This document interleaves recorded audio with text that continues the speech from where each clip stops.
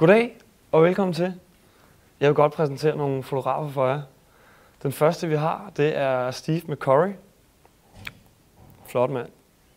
Han er National Geographic fotograf, natur og kultur. Og her har vi et af hans mest kendte billeder. Lækkert, ikke? Så den næste, det er Richard Avedon. Stor portrætfotograf.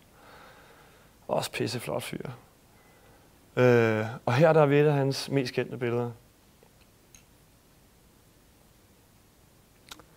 Så den næste, det er David LaChapelle.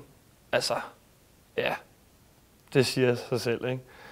Han er foto på syre, kunne man godt sige, faktisk. Det er fedt. Her er der også en af hans helt store billeder. Og så Nikolaj Hovald, han er en lidt mere følsom fyr. Det kan man godt se. Han har også et stort hoved. Han er meget opsøgende og undersøgende og nysgerrig.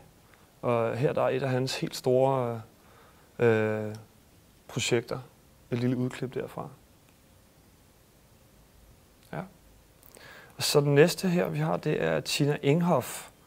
Hun er også en følsom sag. Hun er til gengæld heller ikke så stor.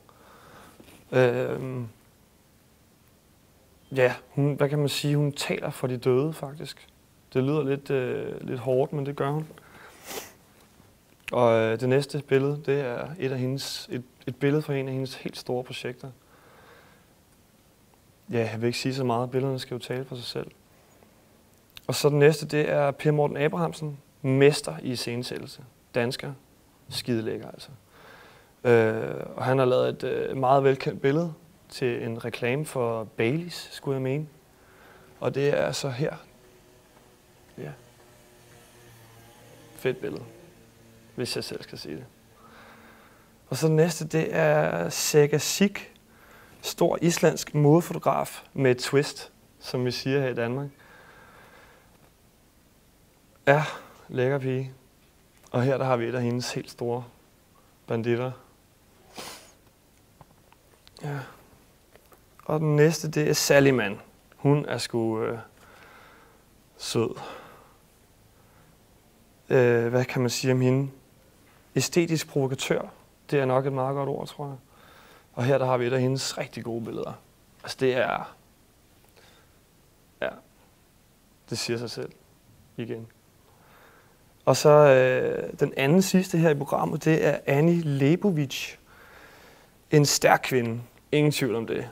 Fede bukser. Eventyrlige iscenesættelser. Det er en af ordene, man kunne bruge i hvert fald. Og her der er vi et af hendes helt store også. Ja. Så den sidste, det er den, I helt klart har ventet på. Cartier-Bresson. Skide hyggelig. Der er mange, der drikker kaffe i dag. En af de helt store, gamle streetfotografer. Og her der har vi også en af hans... han har lavet mange fede, men det her det er helt klart en af de helt store. Ja. Ja, jamen det var så det. Tak for i dag. Hej.